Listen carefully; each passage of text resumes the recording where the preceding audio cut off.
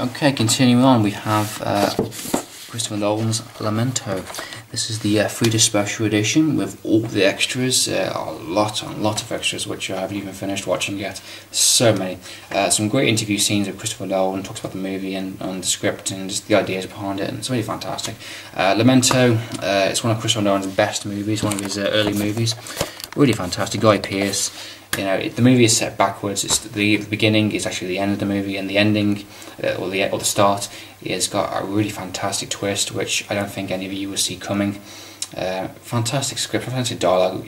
It's so different techniques, camera work techniques. You've got some black and white scenes. You've got some kind of flashbacks. You've got kind of some interesting kind of setup about it, and it's really fantastic. It was done beautifully well, and I seriously recommend Memento. I've watched it, I think about 4 times now. I think really fantastic. I think for people who haven't watched it at all, you'll really love it the first time around. Second time around, you'll notice more stuff. That's what I like about it, because every time you watch it, you notice more stuff that you didn't know before. You kind of briefly missed it or something, or and that's what I like about it. There's something. It adds more and more to it, and it's one of those movies that you can't get just straight away. You'll get the twist, you'll get the ending, but when you watch it a second time, you think, oh shit, that makes even more sense now, doesn't it?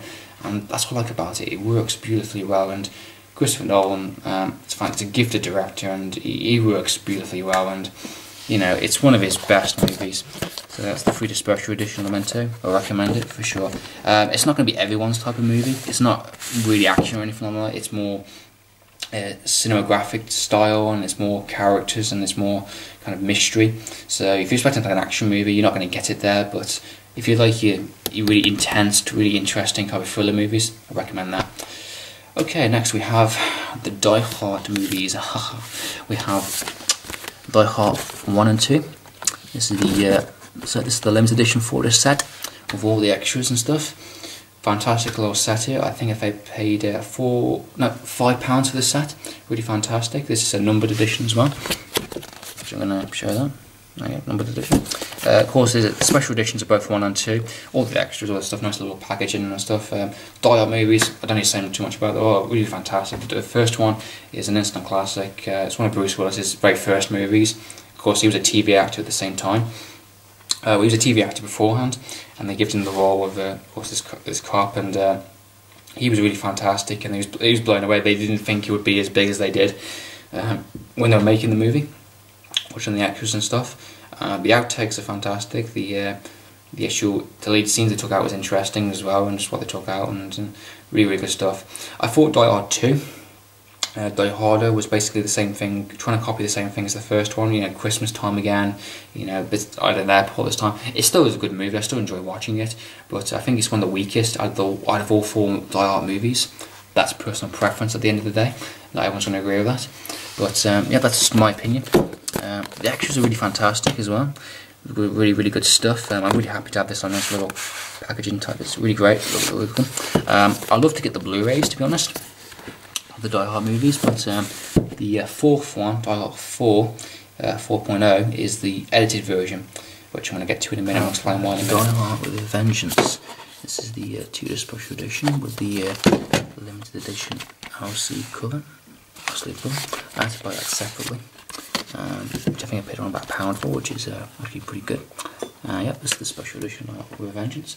I think this is a really fantastic sequel, and it really adds on to the Die Hard movies really fantastically. I think the storyline is better than the second one was.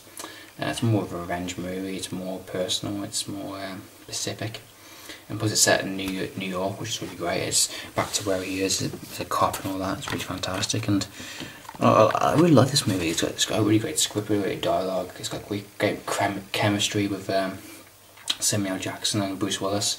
The idea that they're playing this kind of Simon Says type game, and all that, going from place to place, doing certain tasks. Really fantastic kind of idea of it, and it links really well with the first one also, if you haven't seen it. I've watched the extras as well. The extras are pretty decent. The actual behind the scenes and making of. I've seen the alternative ending, which I don't like. I don't like the alternative ending. It doesn't feel like a very Die Hard type ending to me. I like the ending that happened in the movie. I didn't like the alternative ending. I think it was just a bit, I don't know, it didn't have the same kind of feel, I think. So yeah, but Die Hard with a Vengeance I think is really fantastic. The only thing I'm disappointed with it is an edited version. The UK edition of Die Hard with a Vengeance is cut, and recently, with the release of the Blu-Ray box set with all 4 movies, it is uncut edition, and I would definitely like to get that uncut edition and add to my collection. The problem is with that box set, the 4th movie, like 4.0, is edited, which is annoying because I got the uncut edition, which is only available on DVD, so can't win either way. So I think at some point I'll get the Die Hard movies, but I think it's going to be a while before I buy the box set on Blu-ray. But yeah, you never know, I might win it or something, so I'd like to get at least the first 3. The 4th one I think I'm just going to have to, you know, maybe just leave or something, or just buy them individually or something along those lines. But yeah, one thing I'm disappointed with the Blu-rays also is that they don't put the extras in as well. You just get the standard kind of movie, which is disappointing seeing how much extras are on these editions. It's just a shame they don't put it as a complete collection. It's a bit annoying. Anyway, moving on. We have Die Hard 4.0. This is the harder action edition, which is the uncut edition with all the extra scenes and violence and all the swearing put back in, which is how it's meant to be. Now, if the running time is exactly the same as you would on the standard edition, but just of course it's just a couple of little things added back in. You know, just a little bit of alternative dialogue, more blood scenes in this as well, more realistic kind of blood scenes, better swearing and stuff, just a little bit of things that make the movie even better than it was. I think the original 4.0 was a bit restricted, and it was very kind of kid-based, teen-based type of audience. This one's back to the closest you're going to get to a proper Die Hard movie, or you know, with all what it's meant to be, you know, like with the others. So yeah. Die Hard 4.0 I think was a really great sequel. I really enjoyed it. I think it works. It does work somehow. I think it works with the more modern day kind of terrorists and cyber terrorists and stuff. And Timothy Oldham, which is absolutely fantastic. He's a really great villain. He's a really great actor, and I'm happy to see him in this movie. Really happy about this, the uncut edition. I think this is a little hard to get now than it previously was. I think I paid about £10 for this. Is new and sealed kind of thing. I don't know, it's kind of mixed prices. It goes from like really ridiculous high prices to really low prices from time to time, depending on where you look and sites and stuff. Really great extras as well, got some really good gag reels and documentary behind it, and interviews and all sorts of really cool stuff. I really like this edition. It looks really nice, and it's got a really good kind of slip artwork and shiny artwork. I really like it. Good edition. So yeah, Die 4.0, that's my Die Hard collection. So yeah, good stuff. Next we have Lethal Weapon 1, the Director's Cut edition. Again, another fantastic kind of buddy cop movie, kind of 80s movie. Mel Gibson and Danny Glover, absolutely fantastic. I don't say too much. I think it's really fun. It's really funny. It's really great action. It's got some really great scenes. It's classic kind of action movie script. It's really fantastic, and I really love Lethal Weapon. The Director's Cut, I felt, did a lot more, and it's added so much more to it, and it's a better version all around, to be honest.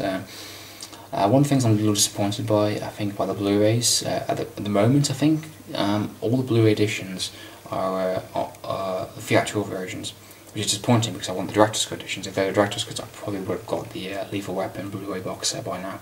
But I'm happy sticking with the DVDs. They still look pretty good, and I've watched them. I've watched the first one recently, and it is still pretty good on the HD format. So I'm happy with them for the meantime. I think it's some really good extras as well. Second one, I have Lethal Weapon 2, Director's Cut also. A really excellent sequel, really good, and of course the toilet bomb scene, I thought that was great, really great. Again, you know, it's just been revoked. It's got an even better villain. It's got a more clearer storyline. It's just fantastic. It's a fantastic sequel. It works beautifully with the first one. Mel Gibson and Danny Glover back to, you know, kind of buddy cop, and it's just fantastic. It's just a really well done sequel. The comedy's right, the action's right. You know, it's done really well, and I like the storyline. It's great. So yeah, Lethal Weapon 2. Next we have Lethal Weapon 3. This is the Director's Cut. Now this edition I didn't originally have. I think I purchased this, I think, the start of this year. I originally just had the first two and I was happy with them. The third one, I liked it, but I think it was it didn't mix the serious issues with the comedy right. You know, there's one scene where he goes from like a really serious kind of scene where Danny Glover shoots one of his son's best friend. It's a really kind of dramatic type scene. It's really like one of those like, Jesus Christ kind of scenes, you know, it's like, you know, really drama, really intense, emotional type stuff. Then he goes to a comedy scene, which is just weird. It doesn't mix them right, I think. There's a lot of things I do like about it. I still like the movie. I still enjoy watching it, but I think it didn't mix it that well, and I don't know, it didn't feel as good as the others did. I still like Mark Gibson, I like Danny Glover. I still think they're really, really great, and they're really gifted actors, and they still portray their roles great, and the storyline actually is pretty decent, but I think it just didn't mix them as well as the others did. But still worth having in my collection. I picked it for £1, the director's cut, so I ain't really going to argue with that, to be honest. That's kind of ends my trilogy now. Lethal Weapon 4, I don't like. Yeah, simple as that. I don't like Lethal Weapon 4 at all. I didn't like it.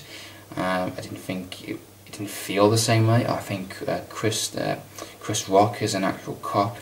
That's kind of mystery as it is right there. It didn't work.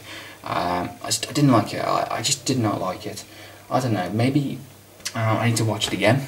I'm not sure, but I remember watching it and I was not enjoying it in the slightest. I think this is not a Lethal Weapon movie at all. This is just, it felt like a different movie. And they just slapped on, okay, what can we do? Okay, just call it Lethal Weapon 4. It felt like that. It felt like just a different kind of movie altogether, and it didn't feel right. It just didn't have the same kind of, you know, connection that they did with the others. So I don't know. Maybe I need to watch it again. But for me, the trilogy is I think really works well, and I'm happy to have those movies. So yeah. Next we have Tango and Cash. It's Sylvester Stallone and Kurt Russell. Really fantastic, kind of another kind of buddy cop movie. Really fantastic movie. Really funny. Got two LA's best cops. And, you know, really fantastic kind of cops. They kind of take down criminals. They're the highest ratings and stuff. They're really good ones. And basically, the mobs. This mob is.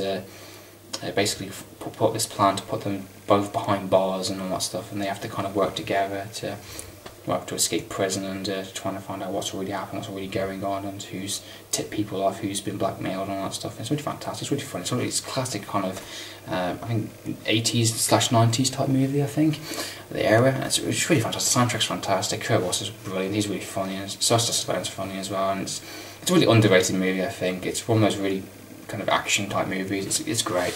I recommend Tango and Cash if you want a fun movie to watch with some really interesting scenes and comedy scenes. It's great. It works really, really well, and I think it deserves a bit more praise. The only thing I'm disappointed about is the actual the Blu-ray I've seen as well, and it has like no extras.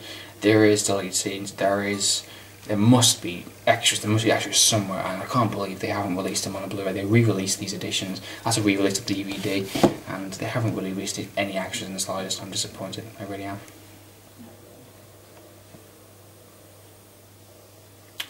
Next we have Face Off. It's John Travolta and Cage, Nicolas Cage. You know, it is what it is. It's an over-the-top John Woo action movie.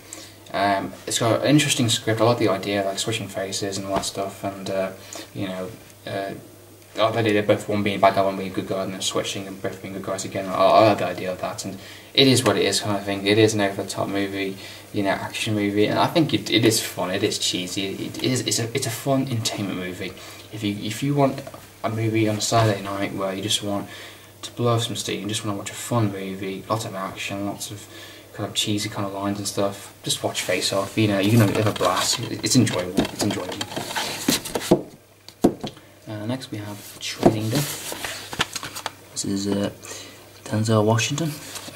Absolutely fantastic movie. I really love this movie. It reminds me of the Shield TV series. If anyone's watched that, you know, it's really like the type of you know, how it works. You know, it's like how the cops are kind of criminals as well, and like, you know, this is how it really is type of thing. And Training Day is basically this new kind of cop who wants to, you know, be a detective and all that stuff, and he's obviously going through a training day. He's obviously learning the new area he's moved to and how it works, and it's really fantastic. It smooths beautifully altogether, and it's just, you know, it challenges his character, and Denzel Washington is really fantastic, and he turned out to be a bit of a nasty character later on. He's really fantastic, and the storyline's brilliant, and little things link to the overall storyline, so certain things he does link later on to the end of the movie kind of thing, so I like that kind of build up, and it links all in beautifully together, and it works really well. I recommend Training Day if you haven't seen it. You're actually going to enjoy it. From the same director as Training Day, we have Brooklyn's Finest. Now this, I think, was disappointing for most people. They were thinking it's going to be an action movie like Training Day kind of thing. I watched it and I actually really enjoyed it. It is more of a drama than it is an action movie. There's barely any action scenes in it at all. It's got some really fantastic kind of characters, you know, Wesley Snipes. It's got all sorts of Richard Gere. Richard Gere, and it's got a really fantastic cast, good direction work, and it's got that same feel as a Training Day. 4 different point of views from criminals and cops and all sorts and that stuff, and it links beautifully together, and I think it works really well as an action movie. It's more of a drama than it is an action movie. There's barely any action scenes in it, and I like it overall, to be honest. Some people are disappointed, but you know, it is what it is, and I enjoy it. It's good stuff. It's good stuff. Next we have Assault on Precinct 13. This is the original John Carpenter version, the special edition. Now, for a special edition, it is fucking shit. You get a trailer, and you get a 15-minute kind of convention talking with the main star of the movie and John Carpenter just a couple of things about the actual movie.